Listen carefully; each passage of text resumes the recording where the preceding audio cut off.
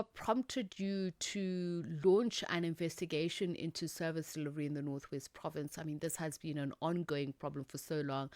It almost feels like people in the Northwest Province have been forgotten because there has been zero change in the badly deteriorating situation when it comes to service delivery. Tabiso, and good evening also to your viewers. The South African Human Rights Commission in the Northwest has, over the years, received several service delivery complaints, which range from complaints relating to water access, sanitation, sewer spillages, access to electricity, and as you've raised, the important issue of roads as well. And over and above the complaints that we've received from individuals, organizations, as well as public representatives, we have also, through our monitoring work, picked up some of these complaints as we go into communities to assess the state of service delivery.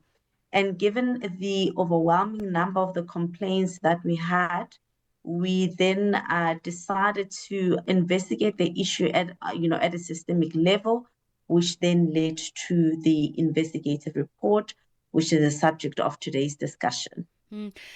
So you are saying that,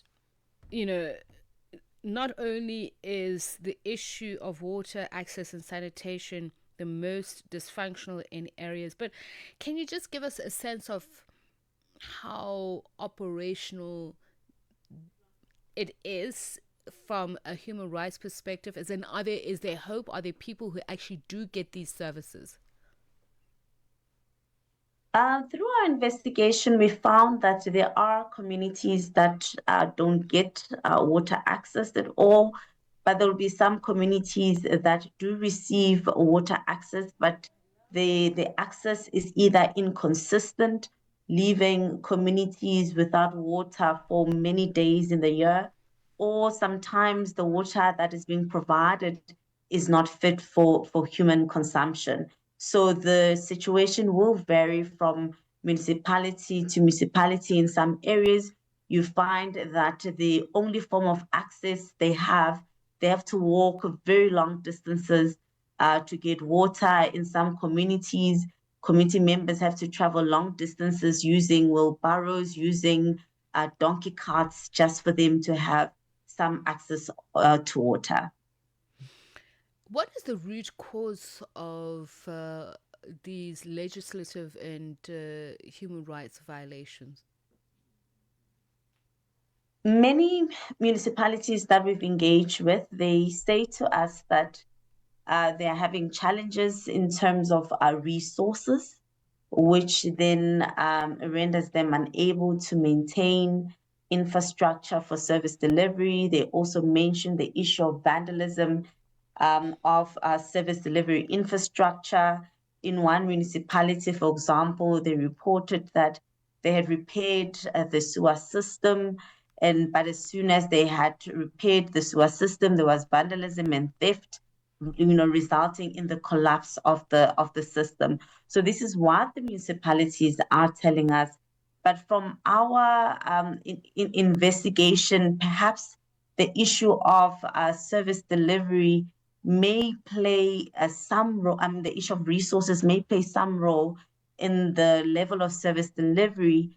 But at the core, as articulated by our Commissioner Boshoff, there is an apparent culture of lack of care, a lack of planning around constitutional obligations, resulting in many municipalities unable to meet their constitutional obligations because the resources that are available, they're not used to prioritize the delivery of services to communities. And we've also found, and as also reported by Auditor General, you find in many of the municipalities that will tell us they don't have resources to address service delivery concerns. You find there's a lot of wastage, irregular services. So in our assessment, the issue of resources is not a complete answer to the service delivery collapse that we see in many municipalities in the Northwest. I'm pretty sure, if I remember, that a lot of these municipalities are actually recipients of qualified reports. The city of Matlosana, JB Marks, local municipality, Makasi Hills, Dr. Ruth, Sahomodzi Mumpati district municipalities. I mean, there's damning findings against them. And I do thank you for your time. I wish we had more just to speak about these chronic systemic failures and government's culpability in it, whether it's national or provincial. Thank you very much for speaking to us from the South African Human Rights Commission.